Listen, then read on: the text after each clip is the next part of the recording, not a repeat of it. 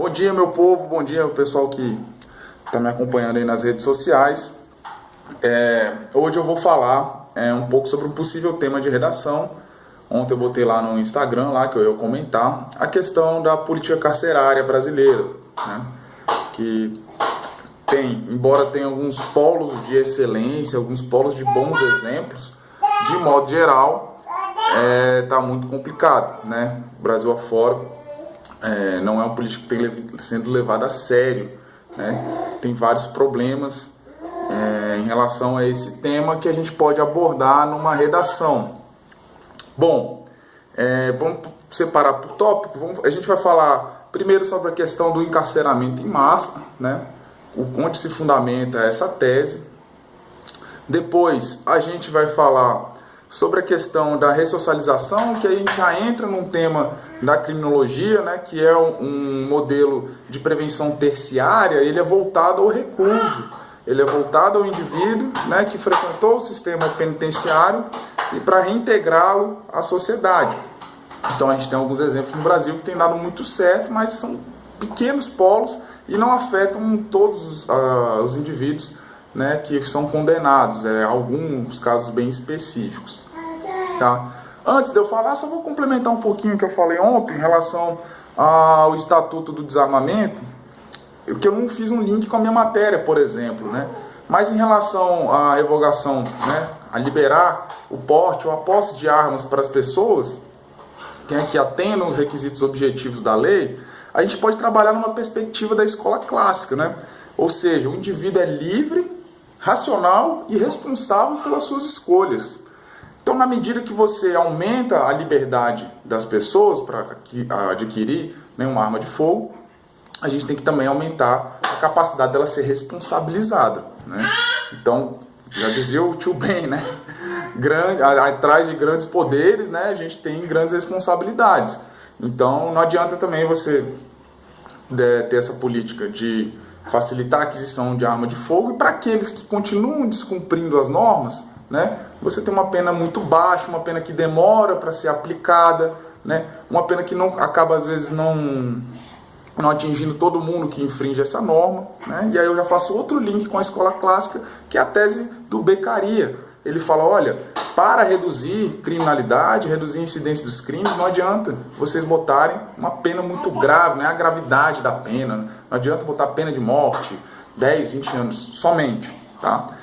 O que realmente reduz é a certeza da punição, tá? Essa certeza da punição é que os indivíduos, os criminosos hoje não têm, né? Eles sabem que dificilmente vão ser capturados, né? E se capturados, as penas serão muito brandas, beleza? Então, dentro dessa perspectiva aí, de liberação de armas, você pode trabalhar esse tema, olha, questão do livre-arbítrio, questão da liberdade, mas um aumento da capacidade de responsabilizar as pessoas que infringirem as normas, tranquilo? Voltando para o nosso tema, então. Sistema penitenciário. Senhores, eu vou colar da mesma forma que eu colei da outra vez, alguns artigos de jornal que vão trabalhar, né, a questão do encarceramento em massa. O Brasil prende muito. O Brasil prende muito e prende mal, né? São algumas das teses que as pessoas divulgam, né?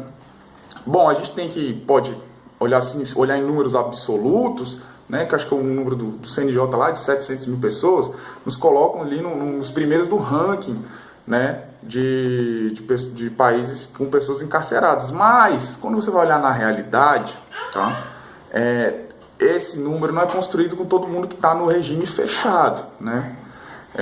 E a outra coisa é que a gente não pode desconsiderar que a população do Brasil é uma das maiores populações do mundo também. Então, um número adequado seria um ranking com números relativos, né, por 100 mil habitantes, por exemplo.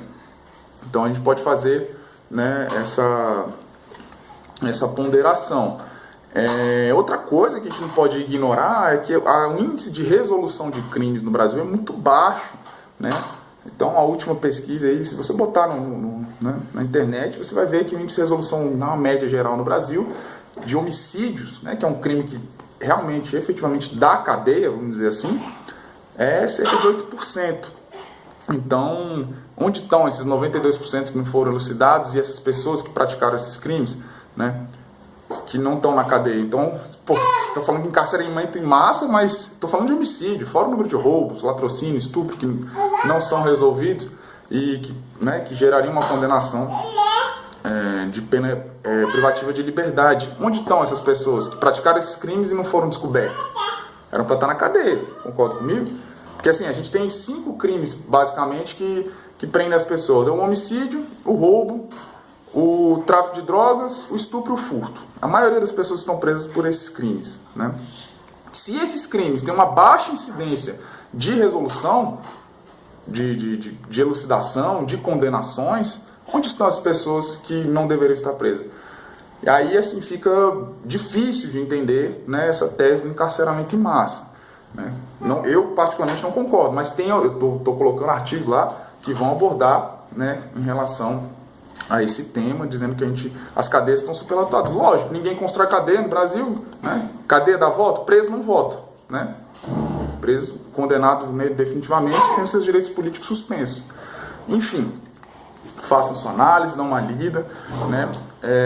E tirem suas conclusões e tentem construir uma redação, né, sobre esse tema. O segundo tópico que eu vou falar é a respeito da política de ressocialização no Brasil, né? A gente tem exemplos muito positivos, senhores. Eu coloquei aquela notícia no presídio lá no Paraná, em que 100% dos presos trabalham e estudam. Segundo o diretor de política penitenciária lá do Paraná, ele falou que a reincidência é 0 naquele presídio. Só que é um presídio que vai atender tipo 260 pessoas. Então são pouquíssimas pessoas, não é qualquer crime.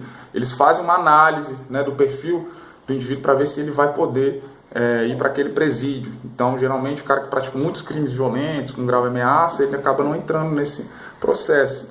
E a gente tem a experiência das APACs, né? Dá uma olhada nas APACs, que é também uma parceria, né, com o setor privado, com uma associação, que vai trabalhar, né, a ressocialização, laboterapia, né? Trazer o indivíduo que foi condenado, também muito em cima de uma formação moral, né, de uma preparação moral para o indivíduo voltar, né, depois que cumprir a sua pena. E o índice de reincidência, né, quem está inserido no programa da PAC é muito baixo. Mas, como eu falei, são polos de excelências, né, que não estão afetando toda a política penitenciária, mas que, sim, se tivesse vontade política, interesse, provavelmente poderia ser ampliado. Beleza? É isso que eu tenho sobre falar sobre o sistema carcerário, pessoal. Dá uma olhada nos links, tá bom? E vamos divulgar, pessoal.